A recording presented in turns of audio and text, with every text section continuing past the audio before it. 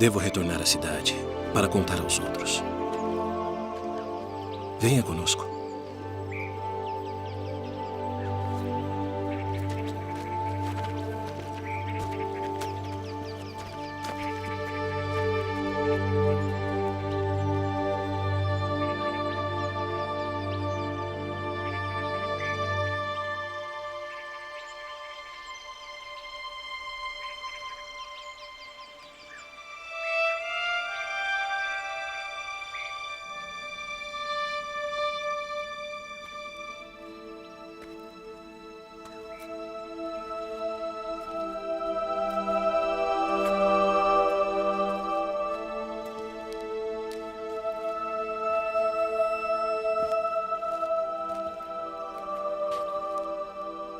Mulher, por que choras?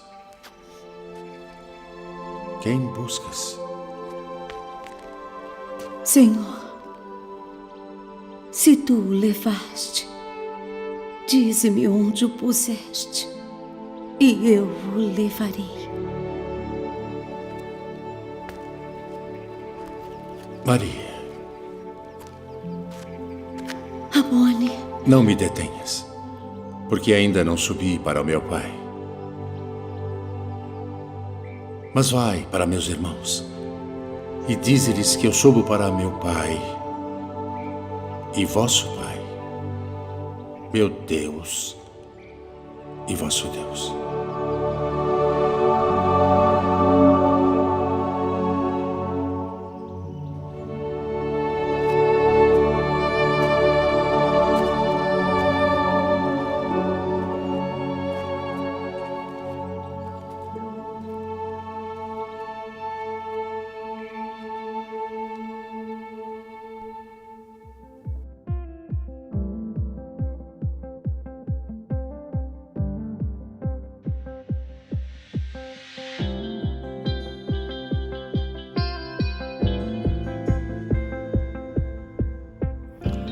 Meus amigos, nós encerramos o primeiro trimestre de 2023 e, enquanto comunidade Encontro, a gente tem muitos motivos para agradecer.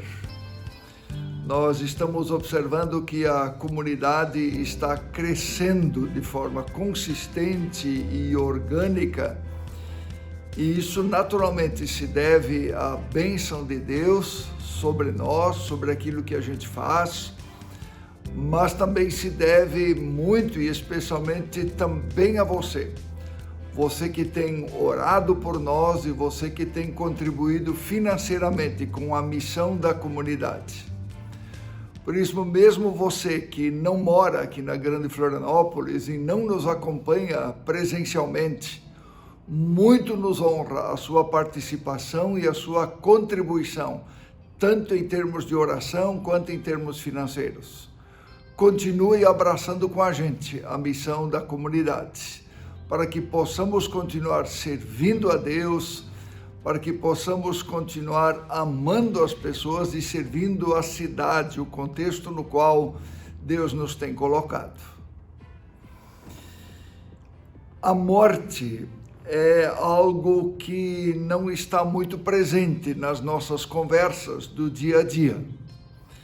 Uma das palavras mais fortes e mais contundentes sobre a morte em toda a história, nós encontramos na Bíblia. E ela foi escrita há 3.000 anos atrás, pelo sábio rei Salomão, considerado o mais sábio entre todos os governantes que já existiram. Ele disse o seguinte: é melhor ir a funerais do que ir a festas. Afinal, todos morrem e é bom que os vivos se lembrem disso. O sábio pensa na morte com frequência, enquanto o tolo só pensa em se divertir. Ninguém pode dominar o vento, nem segurá-lo. Assim também, ninguém pode evitar a morte, nem deixá-la para o outro dia. Nós temos de enfrentar essa batalha e não há jeito de escapar. Para a maioria das pessoas, meus amigos, a morte é o nosso maior problema. Mas para os cristãos, já tenho dito isso aqui em outros momentos, a morte não precisa necessariamente ser um problema. Há muito tempo, nas montanhas do Tibete, uma mulher viu seu filho, ainda bebê, adoecer e morrer em seus braços, sem que ela pudesse fazer alguma coisa.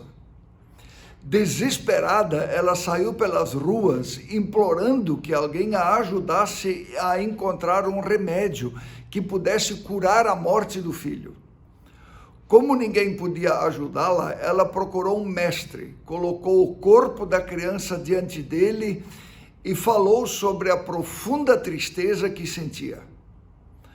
O mestre, então, respondeu que havia sim uma solução para a sua dor.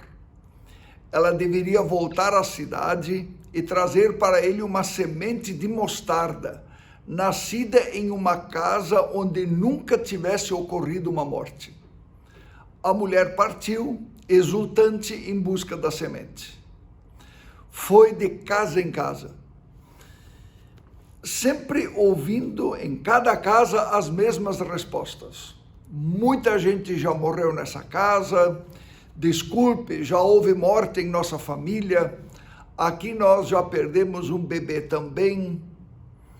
Assim, depois de procurar pela cidade inteira, sem conseguir achar a semente de mostarda pedida pelo mestre, a mulher compreendeu algo. Voltou ao mestre e disse: o sofrimento me cegou a ponto de eu imaginar que eu era a única pessoa que sofria nas mãos da morte. A morte é um evento tão natural quanto nascer, crescer ou ter filhos. Todos nós vamos morrer. A morte é certa e não há como escapar dela. Começamos a morrer no exato momento em que nascemos.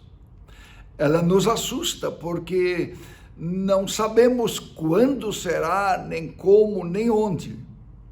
Muitas pessoas reagem dizendo: prefiro não pensar para não ficar louco. Convenhamos, isso não ajuda absolutamente nada, porque vai chegar a hora. A morte de algum familiar, um amigo, ou a nossa própria morte, em que seremos obrigados a pensar em algum momento futuro. E aí?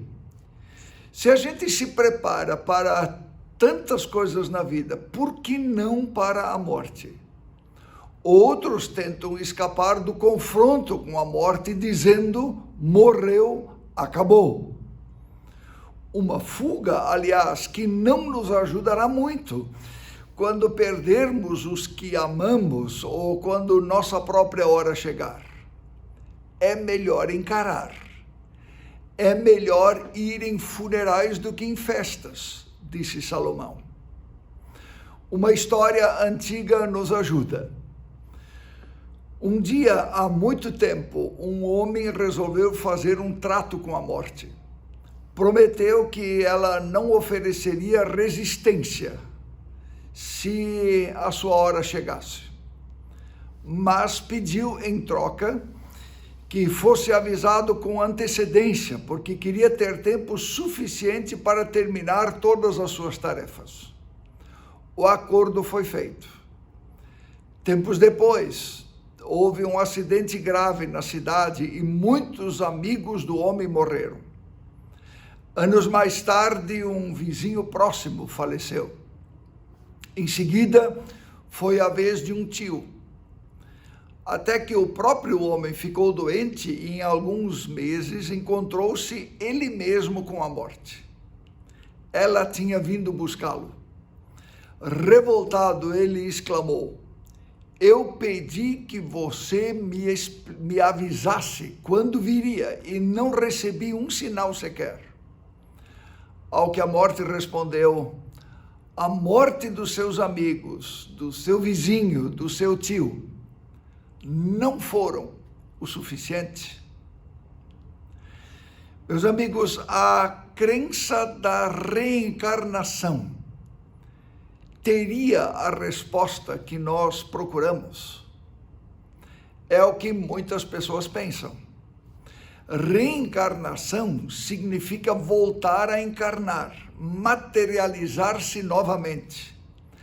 É a doutrina espírita que afirma que o espírito do falecido assumirá um novo corpo para fins de purificação, ou seja, as sucessivas reencarnações de um espírito o fazem alcançar a perfeição no final deste longo processo, purificando assim a si mesmo das culpas e pecados cometidos nas encarnações anteriores. Alguns pensadores que acreditam na reencarnação chegam a afirmar duas outras variantes: que o espírito humano pode reencarnar-se no corpo de algum animal ou vegetal, e que quando um espírito atinge a perfeição pode se transformar em um Deus. A ideia básica é que a nossa vida atual nesse mundo é uma repetição de outras existências vividas em outros corpos. A alma da mesma pessoa continuaria reencarnando e esquecendo de vidas passadas. O princípio determinante aqui na crença da reencarnação é o princípio da justiça retributiva. É a lei do olho por olho, dente por dente. Nessa doutrina, não há lugar para o perdão e a restauração. Aqui se faz, aqui se paga. Importante que fique claro que a crença da reencarnação não tem base bíblica e não é uma crença cristã. A Bíblia afirma em uma de suas cartas: para os homens está estabelecido morrerem uma só vez, e em seguida vem o juízo. Nós vivemos neste mundo apenas uma vez. E após a morte não haverá outra chance de salvação. A hora é agora. Por outro lado, a Bíblia afirma que Jesus morreu na cruz para pagar todos os nossos pecados. Se houvesse uma reencarnação, para que precisaríamos de um redentor? Porque seríamos nós mesmos que iríamos pagar nossos pecados em sucessivas encarnações. Além disso, a Bíblia afirma a existência do céu e do inferno, que está no final de uma vida sem Deus. Se houvesse reencarnação, a Bíblia estaria mentindo, porque não precisaria de inferno, porque após as sucessivas encarnações, todos, até os demônios, poderiam se purificar e encontrar a salvação. Uma das afirmações centrais de toda a Bíblia é que a morte já foi vencida. Ressurreição. A morte não precisa mais ser um problema. Não precisamos ter medo dos funerais. Não precisamos desesperar quando morrem aqueles que amamos. E quando nós mesmos morremos, não é o fim.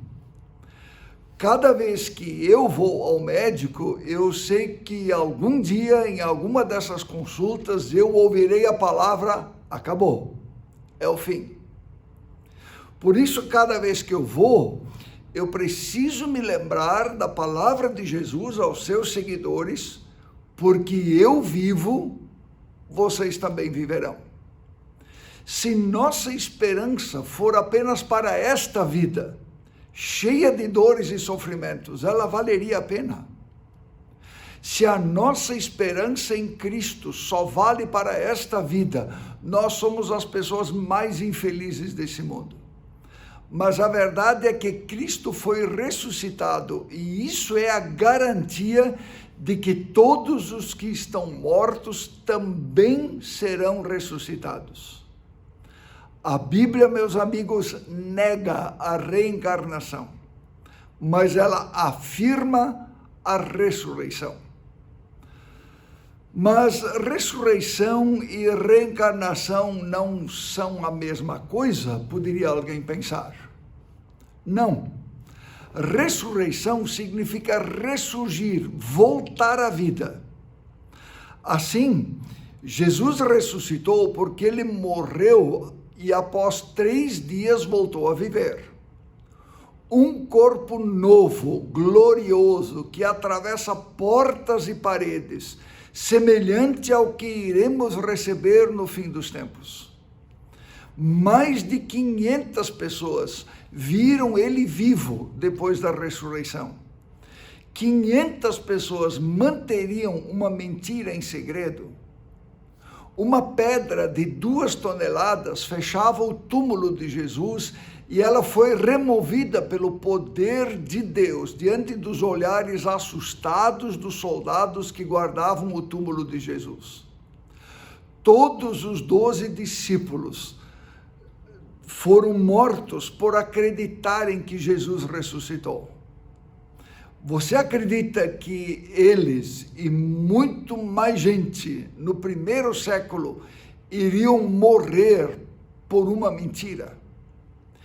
E se a história da ressurreição fosse mesmo uma manipulação, você acredita que mulheres que não tinham credibilidade na sociedade de então teriam sido escolhidas para serem as primeiras testemunhas da ressurreição?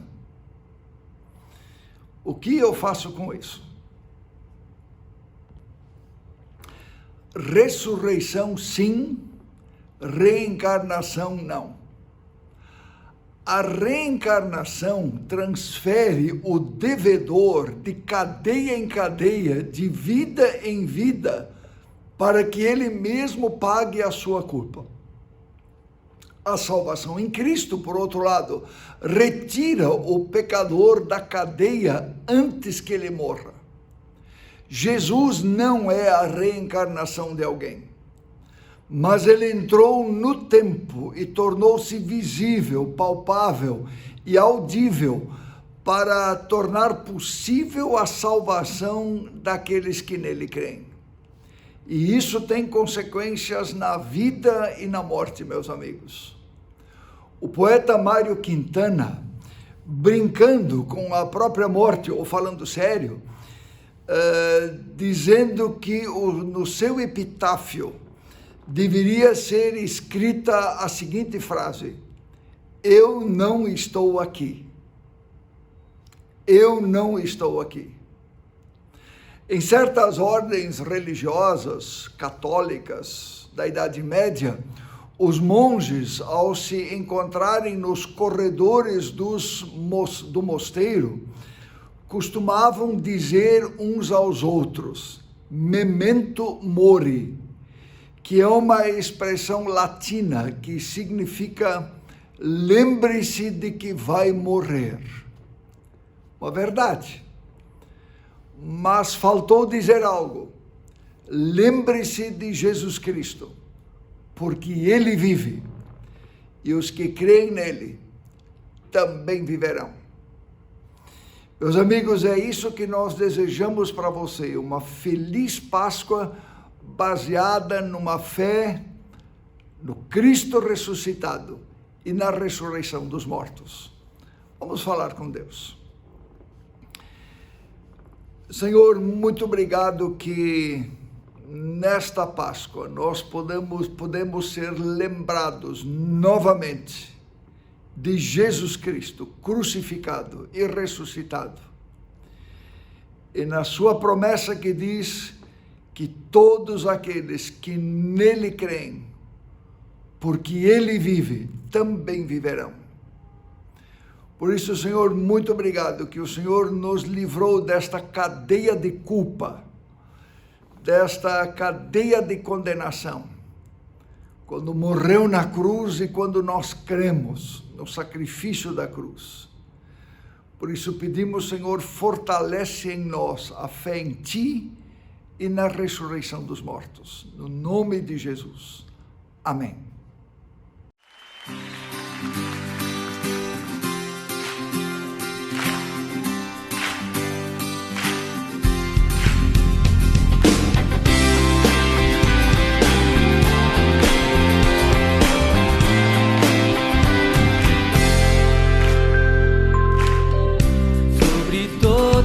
terra tu és o rei, sobre as montanhas e o pôr do sol.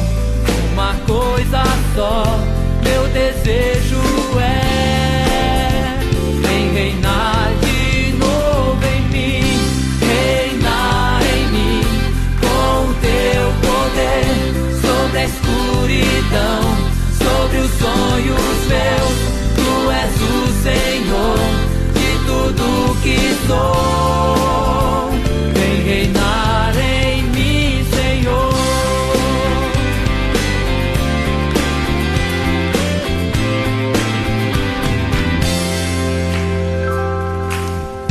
Sobre o meu pensar, tudo que eu falar, faz-me refletir a beleza que há em ti.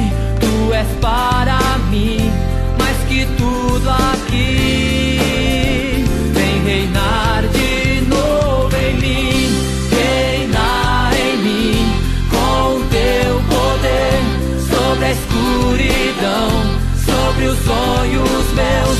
Tu és o Senhor de tudo que sou. Vem reinar em mim, Senhor.